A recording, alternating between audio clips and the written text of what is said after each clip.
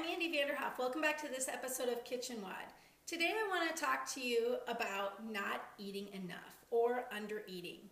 Chances are that many of you watching this video have fallen victim to restricting your calories or your carbohydrates too much in an attempt to lose weight or lose body fat.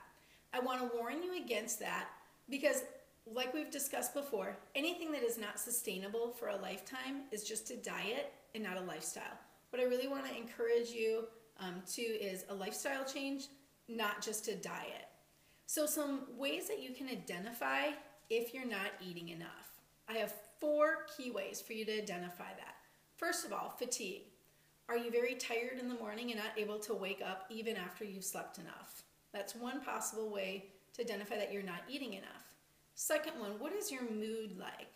Are you a little bit more irritable than what you maybe normally are? Are you having a hard time remembering things or functioning well or kind of in a general brain fog, I guess, so to speak? That's the second way that you can identify if you're possibly not eating enough. Thirdly, what is your performance like in the gym?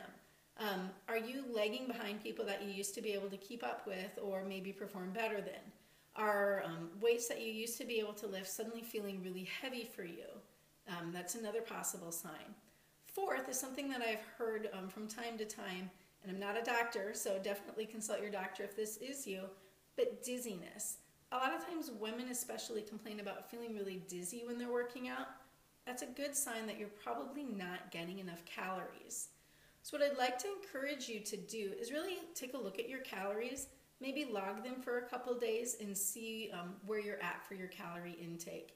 If you're anywhere below 1,500 calories, you're not eating enough. Even if your goal is weight loss or fat loss, that is not going to do it for you for long term. So a little explanation of why that is. So when we restrict our calories back or even restrict our carbohydrates back to kind of a more extreme amount, our body goes into that starvation mode. And instead of using the body fat that we're hoping to lose, instead we use that muscle. Our body utilizes that muscle and starts to break that down because it's not getting enough protein or enough fat sources or just enough, so it breaks down the fat and breaks down the muscle and stores the fat because it's going into that starvation mode. So that's the importance of why you need to eat more in order to lose weight. It sounds kind of counterproductive, but a lot of times people who restrict their calories, they might appear skinny, but really their level of body fat is quite a bit higher just because they've utilized that lean muscle instead of utilizing the fat that they were hoping to use. So what I encourage you to do, if these 4 signs sound similar to you or sound similar to what you're feeling, add in 300 calories a day. So question probably, how much is 300 calories a day? You can get 300 calories in a lot of forms, but I still encourage you to eat a good clean form. So a couple of quick ideas for you. Tuna and an apple, right there. That's about 300 calories. You get about 18 grams of protein from the tuna. Obviously you don't want to eat this every single day because canned fish isn't probably the best thing for you because of mercury levels. But if you're on the road or running between places, it can be a quick and easy 300 calories for you to have. If you can tolerate dairy, a little bit of cottage cheese, strawberries, they go really well together. You get some fat and you get a decent amount of protein as well as some fiber from the berries. Almond butter, big fan of almond butter, and an apple. Again, you get some protein and you get some fiber along with a good quality amount of fat as well.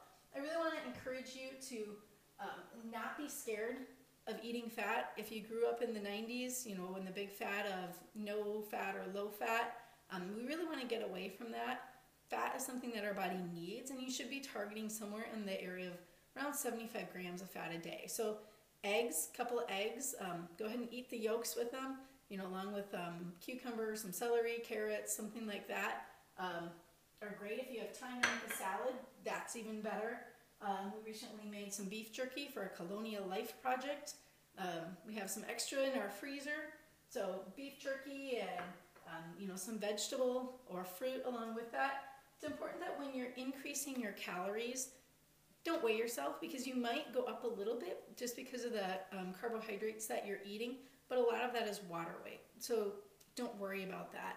I want you to really target protein, a little bit of fat, and a little bit of carbohydrate, and that extra 300 calories a day. So chances are, if you're questioning if you're eating too little, the answer is that you probably are.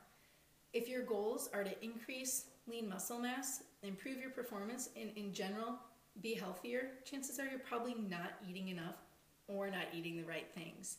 If you have additional questions about that, let me know. But I hope you enjoyed watching our episode, and hopefully some of these tips were helpful so that you can get on the path to meeting your goals, both performance-wise and in whatever else that you're doing outside of the gym as well. Thanks for watching.